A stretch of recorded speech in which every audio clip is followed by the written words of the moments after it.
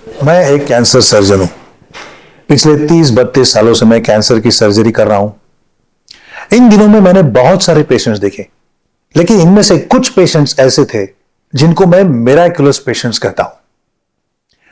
Cancer का diagnosis, cancer की treatment होने के बाद 20-25 साल उन्होंने इतने आनंद से गुजारे हैं। ये वो कैसे कर पाए? ये राज अगर आप जानना चाहते हैं तो देखते रहिए हमारी श्रृंखला मिराकुलस पेशेंट्स। नमस्कार, मैं हूं doctor Shekhar Kulkarni. Miraculous patients की श्रृंखला में आपका फिर से एक बार बहुत बहुत स्वागत। और स्वागत है आज के मेहमान जिनसे हम बातचीत करने वाले हैं, मिसेस श्रीमती सुचिता देशपांडे। नमस्कार। सुचिता देशपांडे, आपके कैंसर को भी 20 साल हो गए। 24 साल हो गए, तो ये तो आपने उस पे जीत हासिल कर ली है। सही बात है। इस जीत के बारे में हमें सुनना है, हमारे दर्शकों को सुनना है।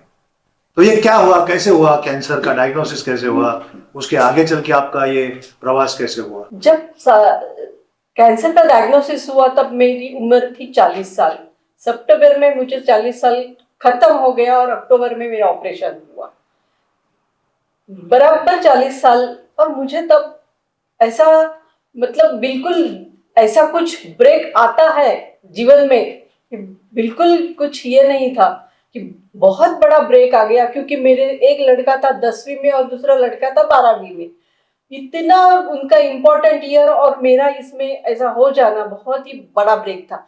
मगर सक्सेसफुली हम तीनों भी उस ब्रेक से कैसा समझा आपको? क्या हुआ था? ऐसा पहले थोड़ा सा मेरा राइट हैंड में दर्द था। तो दर्द था तो मुझे लगा अरे थोड़ा सा ज्यादा गाड़ी चलाई होगी मैंने, इसीलिए दर्द होगा। तो थोड़ा सा गोली मसाज कुछ करके थोड़ा सा कम हो गया मेरा दर्द। उसके बाद में दर्द कम हो गया तो मैंने ध्यान नहीं दिया। जब दर्द जाता होता है तो हम लोग जाते हैं डॉक्टर के पास। तब दर्द नहीं हुआ तो मैंने कुछ उस पर ध्यान नहीं दिया। उसके बाद में एक 15 दिन के बाद मैं जब नहा रही थी तो एक इतनी सी मुझे गठान लगी ब्रेस्ट में, राइट ब्रेस्ट में। तो मुझे लगा अरे ये कुछ तो भी गड़बड़ है। मगर मुझे इतना तो याद था कि मेरी मम्मी भी मुझे बोलती थी कि मेरे ब्रेस्ट में भी गठान है, उनके ब्रेस्ट में भी गठान है। और वो एक नहीं 2-3 है ऐसी बोलती थी। तो मैं तुरंत मम्मी के पास चली गई मेरी। और तब मेरे मम्मी पापा भी हमारे बाजू में ही रहते थे। तो मैं चली गई मम्मी को पूछा अरे मेरी को इधर थोड़ा सा इतना छोटा सा गठन जैसे लग रहा था। दर्द हो रहा था क्या? वो दर्द नहीं था, कुछ नहीं था, बिल्कुल कुछ नहीं था। इसीलिए कुछ घबराने की बात ही नहीं थी ना। तो मैंने मम्मी को दिखाया तो मम्मी बोले जाने दे रहे, अभी तेरा 40 उम्र हो गई है, तेरा पीरियड जाने का टाइम आ गया। मेरा भी 40 में ही पीरियड चला गया था। तब आता है ऐसा कुछ कुछ होता है ऐसा मुझे मेरी मम्मी ने बोला। मैंने छोड़ दिया। उतना होने के बाद कुछ नहीं है करके बिल्कुल शांत बैठ गई मैं। मगर एक महीना हो गया, थोड़ी सी वो बड़ी लगी मुझे गठान। और थोड़ी सा कड़क कड़क लग गया, ऐसे स्टिफ लगने लगी। तो थोड़ा सा मुझे कुछ तो भी गड़बड़ है। तो मैंने बोला, मेरे पति ने बोला कि हम लोग जाके डॉक्टर को अपने दिखा के आते हैं। हम लोग हमारे फैमिली डॉक्टर के पास चले गए और उन्होंने बोला कुछ नहीं है, ये अभी हार्मोन्स की गठन होगी। तो कुछ दवाइयाँ वगैरह मैं देता हूँ और उसके बाद देखेंगे 1 महीने के बाद। अभी तो कुछ जरूरत ही नहीं है, अभी तो 40 उम्र है आपकी। तो हम लोग वापस आ गए। 1 महीना तो मेरा चला गया वो गोली लेके। मगर उसके बाद मेरा थोड़ा सा निप्पल रिट्रैक्ट हो गया। तब मैं घबरा गई कि बाप रे कुछ तो भी गड़बड़ है, यानी कि अब मेरा निप्पल अंदर चला गया, ये कुछ तो भी गड़बड़ है। मगर मुझे ऐसा कैंसर का कुछ सिम्टम है ये कुछ भी नहीं मालूम, कुछ पढ़ा नहीं था, किसी को मेरे फैमिली में नहीं था, किसी मेरे फ्रेंड को भी नहीं था, कुछ भी मालूम नहीं था मुझे। कैंसर के बारे, ब्रेस्ट कैंसर के बारे में मालूम नहीं था। आपके घर में भी किसी को नहीं था, आजू बाजू में किसी को नहीं था, फ्रेंड सर्कल में किसी को नहीं था। सिम्टम ये है या कुछ मालूम नहीं था मुझे। मैं तुरंत डॉक्टर के पास तो चली गई। फिर उन्होंने बोला, वही डॉक्टर, फैमिली डॉक्टर के पास चली गई मैं। तो उन्होंने बोला हम लोग एक FNAC बोल के टेस्ट कर लेंगे, उससे हमको पता चलेगा कि क्या है अंदर।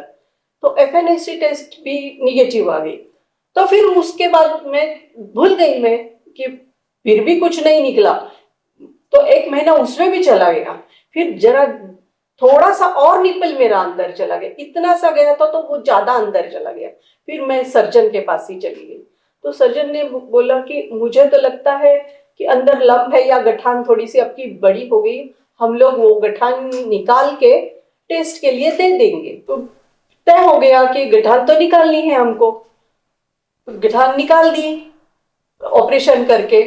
मगर उसके उस टाइम जो मेरे मुझे मतलब वो डॉक्टर ने, उनके गलती से नहीं मगर उसके असिस्टेंट की गलती से बहुत ज्यादा डोज चला गया गोली का, और इतनी मुझे थकान आ गई, इतनी थकान आ गई कि बस वो गठान टेस्ट करने के लिए बॉम्बे भेज दिया था। तो वो उसको आने में 5-6 दिन तो और लगने वाले थे, मगर उसमें ही मेरा इतना आधा मैं आधी हो गई थी कि यहाँ से यहाँ तक हिल नहीं सकती थी, इतना ज्यादा डोज उनके गलती से चला गया था। फिर वो उसमें वो जो रिपोर्ट आ गया, तो हम मुझे और मेरे पति को बोल दिया कि आप आ गया है रिपोर्ट, आप दोनों आ जाओ। तो तब मेरे मुझे तो इतना यहाँ से यहाँ चलने का ये नहीं था, मतलब शक्ति नहीं थी। आप ही जाके लेके आओ रिपोर्ट, ऐसे मैंने बोला। तो नहीं, वो बोले नहीं नहीं नहीं, तुम तो चलो मेरे साथ, तुम तो चलो मेरे साथ। तो उधर जाने के बाद ऐसा कुछ होगा, ये कैंसर निकलेगा या कैल्सिनोमा ये कुछ नहीं मालूम था हमको। मगर अभी गांठ तो निकाल दी है, गठान तो निकाल दी है, सब कुछ खत्म हो गया ऐसा मुझे लग रहा था। फिर डॉक्टर ने बोला नहीं, उसमें कैंसर आ गया है और अपने को उसका ऑपरेशन करना पड़ेगा। मैं तो ठीक थी, मतलब उतना मैंने इतना नहीं पॉजिटिवली ले लिया कि अरे ये कैंसर हो गया, हमको जरा सा जोर से खड़ा रहना पड़ेगा, जरा धैर्य रखना पड़ेगा। अगर मगर मेरे हस्बैंड ने थोड़ा सा मतलब वहां पे वो बहुत इमोशनल हो गए, ये क्या हुआ तुझे, तू तो इतना योगा करती थी, तू तो इतना मेडिटेशन करती, तू तो इतना ट्रेकिंग वगैरह करती थी, ये तुझे क्या हो गया, ऐसा बोल के थोड़ा सा उनको जरा इमोशनल हो गए वो। मगर मैंने उनको धीर दिया, कुछ नहीं होगा मुझे, सब अच्छा होगा, ये करके हम लोग घर पे चले। मेरा एक लड़का 10वीं में था। लेकिन ये सोचने की शक्ति आप में कहाँ से आ गई? हाँ, वो बात सही है कि मुझे ये शक्ति तब कहाँ से आ गई। मुझे ऐसा लगा वो थोड़ा सा इमोशनल हो गए ना, अगर मैं भी ज्यादा इमोशनल हो गई तो हम दोनों तो वही रोते रहेंगे। इसीलिए हम लोग चलो घर चलते हैं, हम बात करते हैं, ऐसा बोल के वहां से हम लोग निकले। नहीं मालूम मुझे कहाँ से शक्ति आ गई, मगर हम लोग दोनों वहां से चले। हो सकता है जो आप पहले योगा करती थी, प्राणायाम करती थी, मेडिटेशन करती थी, उसकी वजह से भी हो सकता है मन में। तो फिर आप घर आ गए हम लोग। फिर दोनों बच्चे घर में थे, दोनों को बिठाया, ऐसे ऐसे हो गया है और हमको आगे की ट्रीटमेंट के बारे में कुछ सोचना चाहिए, कुछ क्या करने का है, कहाँ जाने का है, कहाँ पे करने का है ऑपरेशन। और सबने बोला कि यहाँ पे तो नहीं, नासिक में तो नहीं हम करेंगे। मेरे भाई भाभी सब लोग आ गए मेरे पास फिर मिलने के लिए, उन्होंने भी बोला नहीं हम लोग यहाँ पे नहीं करेंगे, हम लोग मुंबई जाके कर लेंगे। वहाँ पे एक मेरा मुझे मेरे एक कजिन ब्रदर को एक ब्लड कैंसर हुआ था, तो उसने भी बॉम्बे के हॉस्पिटल में ट्रीटमेंट लिया है, तो उधर ही हम लोग चलेंगे। उनके इसमें से हम लोग सजेशन ले लेंगे, उनका सजेशन ले लेंगे, ऐसा बोल के हम लोग मुंबई चले गए। तो उनको सब बता दिया ऐसा ऐसा हो गया है। तो उन्होंने पहले बोला आप मैमोग्राफी कर लो, मैमोग्राफी वहां पे कर ली कि हम लोगों ने, तो वो बोले गठान में तो सब कुछ निकल गया है ऐसा हमको लगता है, मगर पहले का कुछ तो भी आपके पास होना चाहिए, रिपोर्ट्स या कुछ वो इसका। हमने बोला हमारे पास तो कुछ नहीं है। तो फिर वहां जाके हमने पूरा टेस्ट कर दिया, पेट स्कैन किया, सब ब्लड टेस्ट वगैरह किया, उसके बाद उधर ऑपरेशन मेरा हो गया, मुंबई में ही हुआ। मैं और मेरे पति और मेरा भाई हम तीनों जाके ऑपरेशन के लिए गए। 3-4 दिन उधर रुकना पड़ा हमको, क्योंकि स्टिचेस निकाल के ही वहां से आना था, मगर उधर हमारा कोई नहीं था, रिलेटिव कोई नहीं था, कोई पहचान वाला नहीं था, कहाँ पे रहने का, हॉस्पिटल से जरा नजदीक रहने का, ऐसा कुछ तो भी। तब एक मेरा फ्रेंड था, स्कूल फ्रेंड था, वो आ गया मुझे मिलने के लिए हॉस्पिटल में। मैंने बोला ये कैसा क्या आ गया, ये कहाँ से आ गया, तू कहाँ से आया रे, ऐसे मैंने उसको बोला। बोला तुझे क्या करना है, मैं आ गया हूँ तुझे मिलने, तुझे कुछ जरूरत है क्या। अरे भगवान जैसा आ गया रे तू तो। हाँ मुझे रहने के लिए जगह चाहिए, ऐसे मैंने उसको बोला। कहाँ पे चाहिए, कहीं पे, ये हॉस्पिटल के बाजू में दे दी तूने तो भी अच्छा अच्छा है मुझे, मगर मुझे होटल तो नहीं चाहिए, ऐसा उसको बोला। नहीं नहीं मैं तुझे वाराणसी सीख फेस के बाजू में दे दूंगा, ऐसा उसने बोला। अरे वाह ये तो बहुत बढ़िया हो गया। वो सब ड्रेन वेन लेके हम लोग वो उधर उसने जो रिसोर्ट क्या गेस्ट बोलते हैं, हाउस। गेस्ट हाउस, वो वहां पे उसने जगह दे दी, एक गेस्ट हाउस का रूम था छोटा सा, वहां पे उसने हमको जगह दे दी। हम लोग, मैं और मेरे हस्बैंड रहने लगे। एक उसी दिन रात को, पहली रात थी, उसी दिन रात को क्या मालूम, कुछ मुझे बहुत ऐसा काटने जैसे लग गया, अंदर से काट रहा है, कुछ खुजली आ काट रही रहा थी। है, हो ऐसा कुछ तो भी हो रहा है, खुजली खुजली हो रही है ऐसा लगा।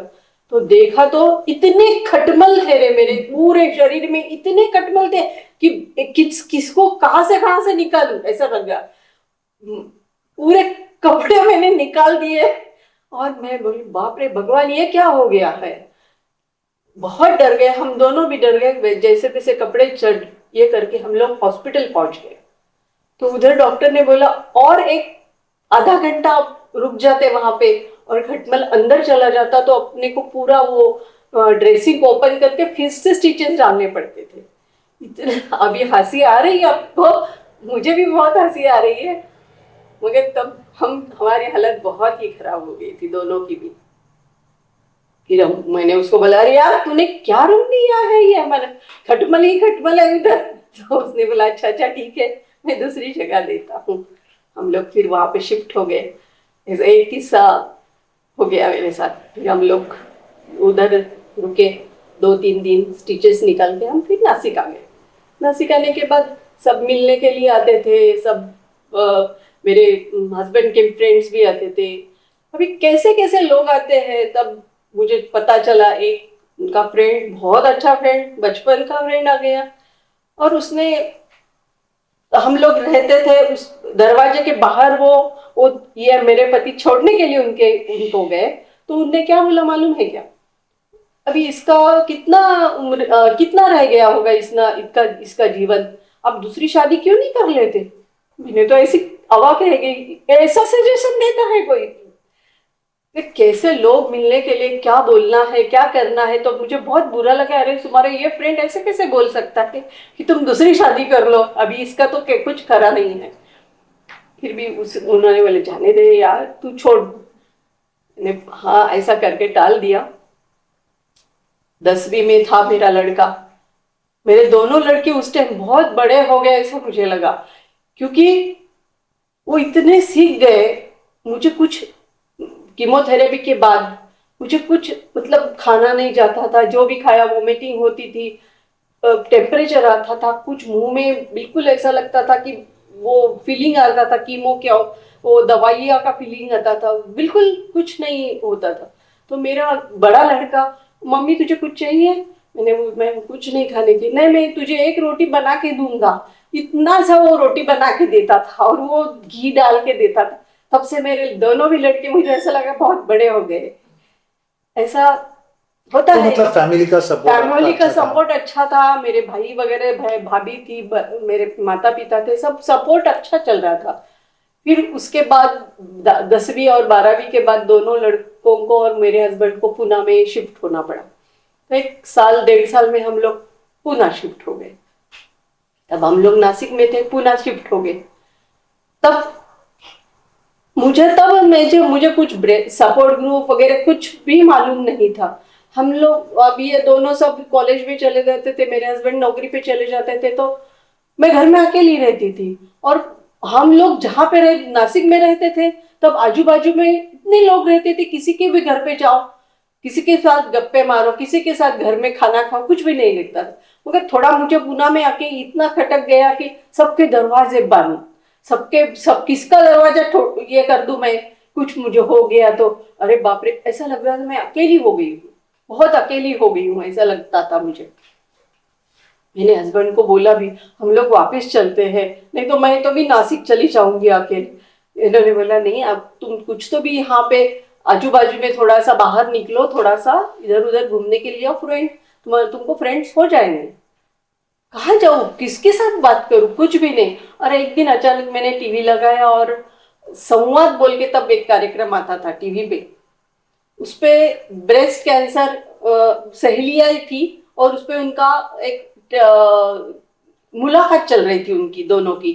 तो मुझे लगा रही ये तो मेरे लिए ही है, ये भगवान ने मेरे लिए ही भेजा होगा शायद इनको, ये सब मुलाकात होने के बाद उधर नीचे नंबर या कुछ आता है ना, उसमें से मैंने फटाफट उनके नंबर लिख लिए मेरे पे, इस पे वहीं पे। और बाद में मुझे पता, मैंने उसको उनको फोन किया, वो एक फ्रेंड थी, उसको फोन किया कि ऐसा ऐसा मैं इधर पुणे में आ गई हूँ, मैं बहुत अकेली हूँ, मुझे बहुत रोना आ रहा है, मुझे मुझे कुछ हो जाएगा क्या वापिस, ऐसा मुझे बहुत लग रहा है। मैं तो इतना योगा करती थी, ये करती थी, वो करती थी, अभी इधर कुछ नहीं है मुझे करने के लिए, मैं अभी क्या करूँ। तो वो बोली पहले तू रो ले, जितना तुझे रोना है उतना रो ले पहले तू। सही में मैंने बहुत रोई कि मैं अकेली हूँ, मुझे कुछ कोई तो भी चाहिए। तो उन्हें एक आस्था ब्रेस्ट कैंसर सपोर्ट ग्रुप बोल के है इधर, और उनकी शेयरिंग मीटिंग है। वो हम लोग, मैं अक्टूबर में उनका शेयरिंग मीटिंग था, उसमें तू आ जाना और देखना कैसा लगता है तुझे, क्या लगता है शेयरिंग मीटिंग में आने के बाद, तो फिर उसके बाद डिसाइड कर कि क्या करना है तुझे। मैंने बोला चलो देखते हैं तो कम से कम।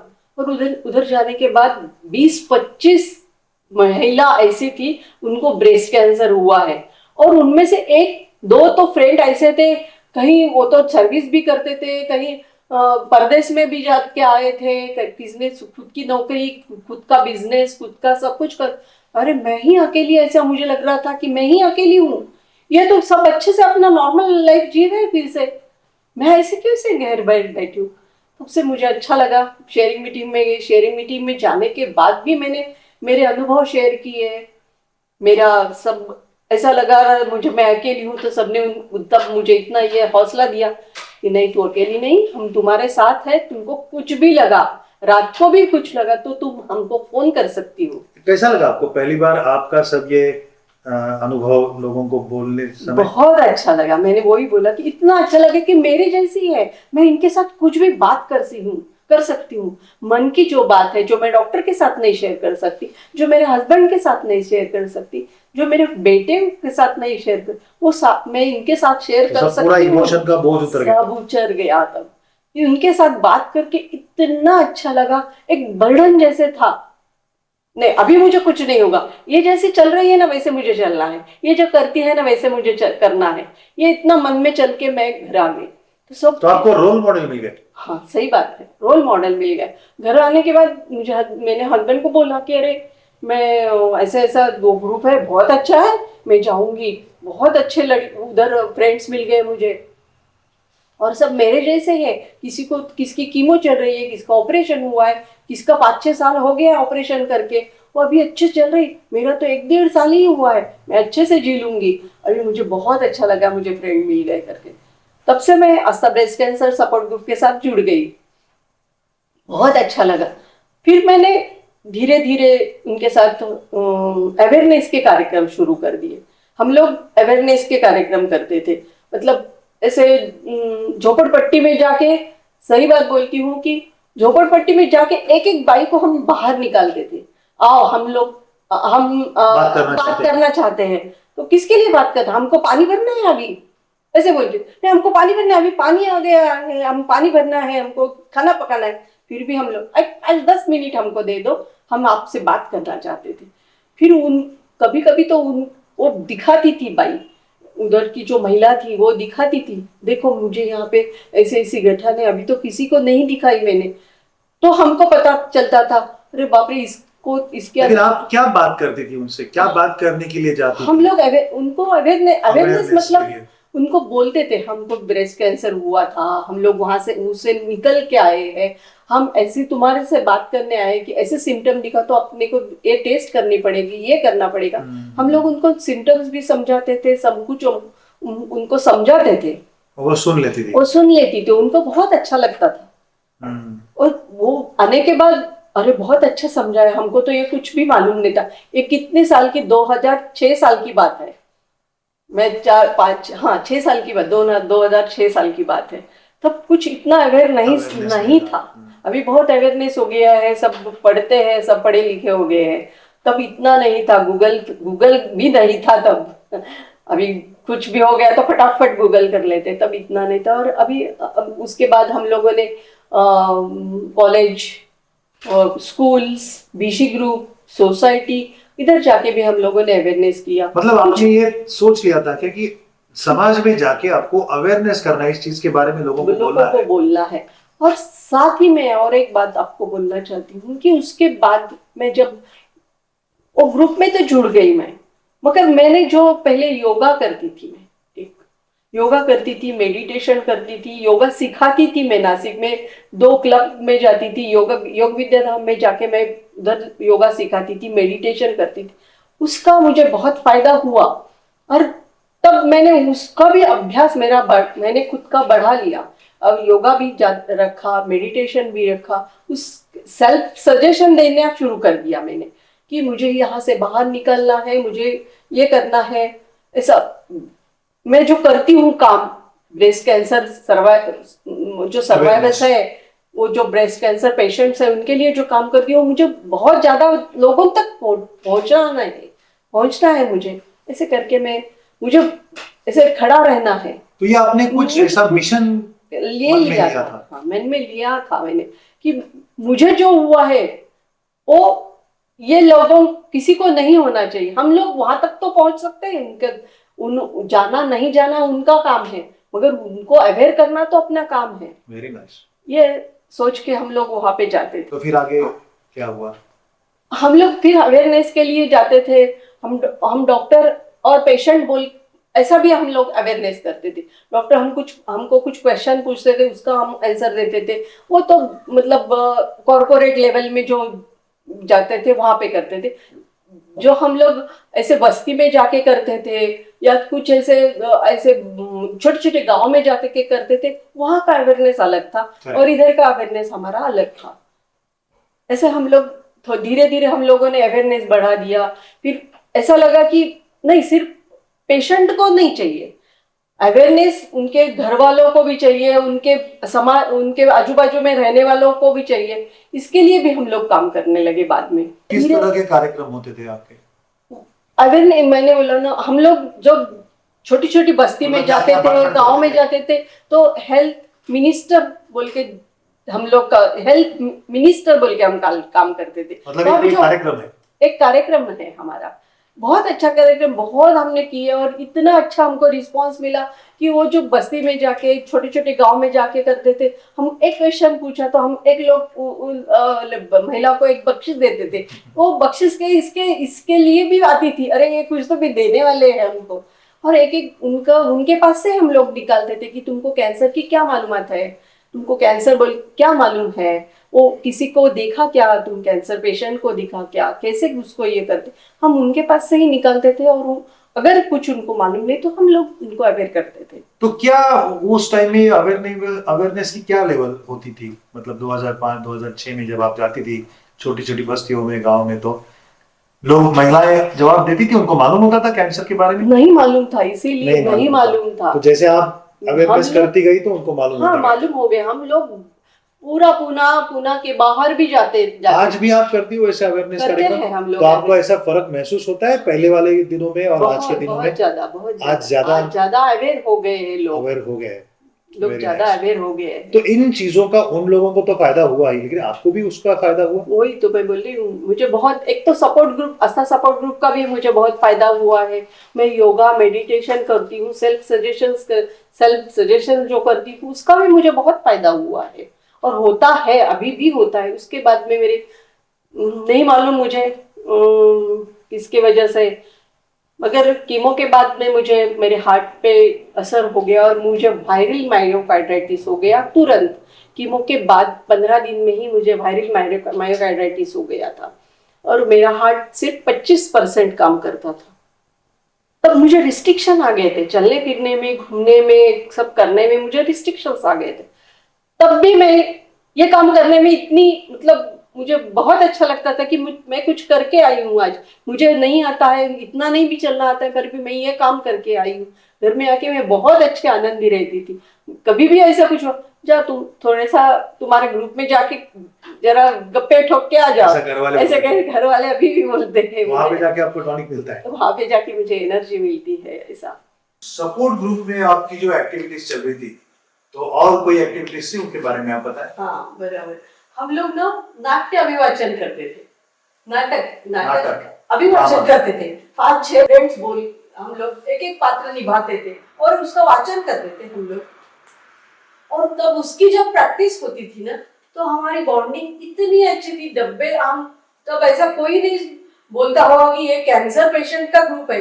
इतनी हमारी हंसी मजाक चलती थी, इतना डब्बे लेके आते थे, इसका ऐसा हो गया, इसका एक जन खींचते थे हम लोग। इतना अच्छा हमारा तब बॉन्डिंग बन गया था। अभी भी वो बॉन्डिंग बहुत अच्छा है। तो ड्रामा क्यों सिर्फ पुणे में करते थे या बाहर जाके करते थे? कितनी जगह एक साथ सफर करते थे, एक साथ ट्रिप पे जाते थे, एक साथ सफर पे जाते थे। वहां पे हम लोग बहुत मजा करते, हंसी मजाक गाने सब गाते ही जाते थे। हमको कोई भी बोलता नहीं होगा कि ये लोग कैंसर पेशेंट है, ऐसा कभी हमने भी तो मतलब ये ग्रुप नहीं तो ये तुम्हारी एक्सटेंडेड फैमिली ही बन गई है। अभी भी हम लोग पहले का किसी को कुछ हुआ तो पहले आस्था के फ्रेंड को हम लोग फोन करते, यार मुझे ऐसा हुआ, क्योंकि वो सुनते हैं। बाकी के सुनते हैं नहीं सुनते, हंसी मजाक भी उड़ा सकते, मगर ये हमारा हंसी मजाक कुछ नहीं उड़ा, कभी नहीं उड़ाएंगे, ये हमको मालूम है। बहुत अच्छा लगता है। हम इतनी अच्छी बॉन्डिंग बन गई है, इतना अच्छा हमारा ग्रुप बन गया है, एक एक्सटेंडेड फैमिली हो गई है हमारी। बहुत अच्छा लगता है हमको कि अब कैसे कब मिलेंगे, कब अगली ये हो जाएगी, कब अगला कैंप हो जाएगा, कब अगली मीटिंग होगी, ऐसा हम लोग वेट करते हैं। अभी भी हम लोग जाते हैं हेल्थ मिनिस्टर डॉक्टर के साथ। और अभी हीलिंग हार्मनी बोल के डॉक्टर और पेशेंट का एक बहुत अच्छा कार्यक्रम है, वो भी बहुत अच्छा हमारा अवेयरनेस का कार्यक्रम चलता है, अभी भी हम लोग करते हैं डॉक्टर के साथ। तो आप समझते कि जितना अवेयरनेस करेंगे उतना समाज को फायदा होगा। हाँ, उतनी जल्दी पेशेंट्स या महिलाएं डॉक्टर के पास जाएंगी, सही बात अपने ब्रेस्ट को या अपने शरीर को समझ लेगी। सही बात है, समझ लेगी। और हमको तब ये भी पता, मतलब ये भी ऐसा मालूम हुआ कि कुछ डॉक्टर भी अपनी तरफ ध्यान नहीं देते, खुद की तरफ ध्यान नहीं देते हैं, खुद की तरफ ध्यान नहीं देते उतना। उनका मतलब कैंसर का कैसे क्या मालूम नहीं है, नहीं हमको मालूम। ऐसे भी आपको मिले डॉक्टर्स लोग, तो डॉक्टर ऐसे भी समाज का ही एक भाग है, तो उनका मतलब ये जरा स्ट्रेंज है, लेकिन ऐसे भी आपको अनुभव आए। तो फिर आपने ये अवेयरनेस का कार्यक्रम का सिलसिला चालू रखा, या अपना सेल्फ सजेशन का चालू रखा, योगा मेडिटेशन का चालू रखा। तो आपके ख्याल से आपका जो ये प्रवास है, आपका जो सफर है, वो उसकी वजह से इतना यहाँ तक मैं आ गई। उसके बाद में भी मुझे अभी व्हाई मी बोलने का मौका मुझे बहुत आ गया है मेरे जिंदगी में। व्हाई मी के बाद में मुझे मेरे हार्ट के वायरल माइकार्डाइटिस हो गया। पहले तो कैंसर हो गया, तो फिर व्हाई मी। चलो उस टाइम थोड़ा सा हिम्मत थी, एज था, चलो व्हाई मी थोड़ा सा नहीं पूछा तो भी चल सकता था। और उसके बाद में हार्ट का मुझे उसके 5 साल बाद, मतलब कैंसर मुझे 2002 में हुआ और 2007 में मुझे फिर से पीरियड्स आ गए। फिर डॉक्टर ने मुझे बोला कि नहीं, हिस्टेक्टोमी तो आपको करनी होगी, ये तो आपको नहीं चलेगा, हमको पीरियड्स मेनोपॉज हमको चाहिए, आपको चाहिए, ये तो बहुत मतलब नहीं चाहिए। फिर हिस्टेक्टोमी करनी पड़ी। व्हाई मी, ये मुझे फिर से पूछना पड़ा। उसके बाद फिर ऐसा ऐसा दौर आ गया कि फिर से मेरा हार्ट का प्रॉब्लम आ गया 2012 में। तब भी व्हाई मी, तब मेरा हार्ट जब 25 था तो 15% पे आ गया और हार्ट फेलियर बोल के मेरे रिपोर्ट में आने लगा। फिर भी मैं अभी भी यहाँ तक हूँ because of Aastha breast cancer support group और because of my self suggestion. इस व्हाई मी का उत्तर आपको सपोर्ट ग्रुप में मिला? कुछ हद तक मिला। और मेरा योगा, मेरे गुरु जो है उन्होंने भी मुझे सपोर्ट दिया, मगर उधर मेरी श्रद्धा थी, अंधश्रद्धा नहीं थी। श्रद्धा है मेरे गुरु पे, मुझे अभी भी श्रद्धा है कि उन्होंने भी बोला कि तुम इतना इतना ये कर लो, भगवान का कर लो, थोड़ा सा स्तोत्र जाप कर लो, ये कर लो, उससे तुम बाहर निकल सकती हो। वो अभी भी मैं करती हूँ, वो भी मैं अभी भी चालू आपका है। मेरा भगवान पे विश्वास है। भगवान पे विश्वास है, पूरा विश्वास है। गुजर गए। हाँ। आगे आगे आपको ये कैंसर का डर धीरे धीरे कम होते गया? कैंसर का डर खत्म ही हुआ है, मगर खत्म हो गया था, मगर हम लोगों ने ना मतलब अवेयरनेस करते टाइम भी हम लोगों ने हमारा खुद का भी ख्याल रखा। हम लोग मैमोग्राफी करते थे, ऐसा नहीं है कि हम लोग भूल गए, कैंसर को भूल गए, ऐसा नहीं होता था। हम लोग मैमोग्राफी करते थे, हमारा चेकअप हर साल करते थे, 5 से 6 साल जब तक हमको बोला डॉक्टर को फॉलो करते थे हम लोग। ऐसा नहीं है कि हम भूल गए, मगर हम लोग उसके साथ में इतना जो समाज में जाके अवेयरनेस करते थे, उसका मुझे बहुत समाधान था कि अगर एक भी पेशेंट मतलब ऐसा निकला कि कुछ मालूम नहीं है उसको और हमने उसको बोल दिया, और हम लोग बाद में भी हमारे डॉक्टर उनको ऑपरेशन भी फ्री में करते थे, हम लोग उधर उसको आर्थिक मदद भी हमसे जो हो सकती वो भी करते थे, वो भी हमको बहुत अच्छा लगता है, अभी भी करते हैं। लोगों को मदद करते हमारे जेब से, हमारे संस्था को किसी ने डोनेशन देते थे, उसमें से हम लोग उनको कीमोथेरेपी की, ऑपरेशन की या दवाई की कुछ भी मदद हम लोग करते थे। मगर गरीब लोगों को इतना मालूम हो गया, वो हमारे यहाँ तक आ गए, ऑपरेशन हुआ, ये भी हमारे लिए बहुत अच्छा ही है ना। तो वो जो समाधान था, एक महिला हमारे बच गई, मतलब उसके घर में इतना आनंद आ गया, वो खड़ी रह गई। अगर वो इतनी लास्ट स्टेज में थी तो वो खड़ी हो गई है, तो बहुत अच्छी बात है ना। तो आप सिर्फ अवेयरनेस के कैंप करती थी, उसके आगे जाके और कुछ एक्टिविटी आप समाज में जाके करती थी? एक्टिविटी कैंप, हम लोग कैंप करते थे। कैंप का मतलब? कैंप का मतलब हम क्लिनिकल एग्जामिनेशन, और एक हमारे पास आईबी बोल के एक मशीन थी, उससे हम मशीन से भी हम लोग करते थे। और हमको मतलब डॉक्टर ने हम सिखाया था क्लिनिकल एग्जामिनेशन कैसे करनी है हमको, वो भी हम लोग करते थे। उससे भी हमको पता चलता था। हम लोग मतलब आप किसी बस्ती में जाके औरतों को इकट्ठा करके, उनका तपास करके, उनको जानकारी देके, स्क्रीनिंग करके, उनको मैमोग्राफी भी करते थे? उसके वही मैं को बोल रही थी कि हम लोग, हमारे हाथ को कुछ भी थोड़ा सा लग गया तो हम लोग उनको मैमोग्राफी के लिए भेजते थे। हम लोग उधर तुम्हारे बाजू में जो दवाखाना है उधर जाके, हमारे पास मत आ, मगर जहाँ भी जाके इतना इतना मैमोग्राफी कर लो, ये तो हम लोग बोलते थे। तो जाते थे, उसके बाद भी हम लोगों को वो बोलते थे हम लोग जाके आए हैं, ऐसा ऐसा हुआ है, धन्यवाद बोल के वो भी हम लोग बोलते। हम लोग होम विजिट, हॉस्पिटल विजिट्स करते थे, अभी भी करते हैं, ऐसा नहीं है, तब करते थे।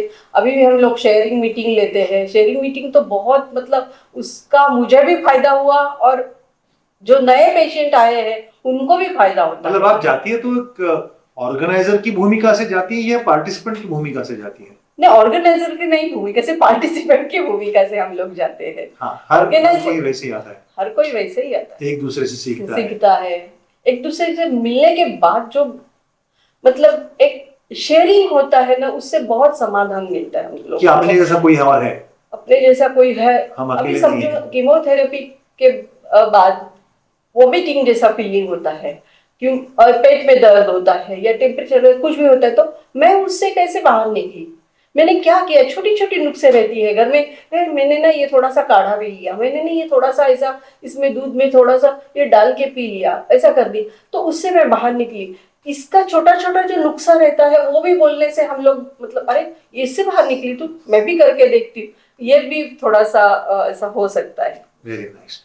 तो ये आपके जो 25 साल इतने आनंद से गुजरे, आपके कैंसर होने के पूर्व का जीवन और कैंसर होने के पश्चात का जीवन अगर आपको तुलना करना चाहेंगे तो कौन सा अच्छा लगा?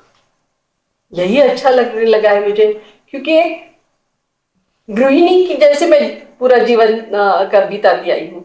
बच्चे, घर, संसार, घर में बैठ के ये करो वो करो वो करो। फिर अभी समाज में जब जाती हूँ तो कितना उपयुक्त हम लोग करते हैं, महसूस करते हैं। किसी को हम थोड़ा सा भी कुछ ज्ञान देते हैं। हमारे पास बहुत कुछ नहीं, मगर जो हम अनुभव से गए हैं, वो अनुभव भी उनको बोलते हैं तो बहुत उनको भी ये लगता है, अच्छा लगता है, और उससे वो बाहर निकालने के आपको भी लिए उसका समाधान मिलता है। तो ये 25 साल आपने यशस्वी तरीके से गुजारे, उसका श्रेय अगर आप किसी चीज को देना चाहोगे तो आप हमारे दर्शकों को क्या बोलोगे कि अगर कोई कैंसर हो, ब्रेस्ट कैंसर हो, और कोई बीमारी हो, या और कोई गहरा संकट हो, तो उससे बाहर आने के लिए आपसे अगर कोई सलाह मांगे तो आप क्या दोगे? एक तो खुद पे भरोसा चाहिए कि मैं यहाँ इससे बाहर निकालने वाली हूँ या निकलने वाली हूँ। और दूसरी बात यह है कि एक सेल्फ सजेशन देना चाहिए, मेडिटेशन थोड़ा सा करना चाहिए, और सेल्फ ग्रुप ऐसा है, जैसे कौन सा भी आजार हो या कौन सा भी ये हो, तो हम लोग उसके जैसा जो एक ग्रुप रहता है उसमें जाके हमारा कुछ बोल सकते हैं। सेल्फ सजेशन आना चाहिए कि हम लोग सेल्फ सजेशन दे सकते हैं कि मुझे यहाँ इससे निकलना है बाहर। थोड़ा सा योगा, थोड़ा सा मेडिटेशन, थोड़ा सा एक्सरसाइज, थोड़ा सा खाने पीने का ध्यान, और सबसे ये है भी कुछ छंद हो या कुछ हॉबीज हो, उसको भी हम आगे लेके जाके उसको भी हम कुछ कर सकते हैं, उसमें भी हमारा मेडिटेशन होता है, वो भी हम लोग कर सकते हैं। या सेल्फ हेल्प ग्रुप भी आते आप अभी बहुत हो गए हैं, सेल्फ हेल्प ग्रुप भी हम लोग ज्वाइन कर सकते हैं, उससे हम लोग बाहर निकलने के लिए मदद करता है। और ऐसा कहते हैं कि खुद के लिए करने से अच्छा होता है दूसरों के लिए करना, जिससे हमको ज्यादा मदद होती है। सही बात है। तो वो भी मेरे ख्याल से आपकी ये आस्था, मुझे तो उसका बहुत अच्छा अनुभव आ गया कि मैंने किसी के भी तो भी मैं ये आ गई हूँ, उपयुक्त हो गई हूँ, या किसी के भी काम आ गई हूँ मैं, इतना करके बहुत अच्छा लगता तो ये है। तो एक समाधान, मतलब आपकी फिजिकल हेल्थ जैसी है, तो ये तो आपकी स्पिरिचुअल हेल्थ में ये बढ़ोतरी हो गई है, और अच्छी तरीके से एक जीवन जीने का आपको तरीका मिल गया। So thank you very much, आप हमारे दर्शकों को ये सब बताने के लिए यहाँ आई। धन्यवाद।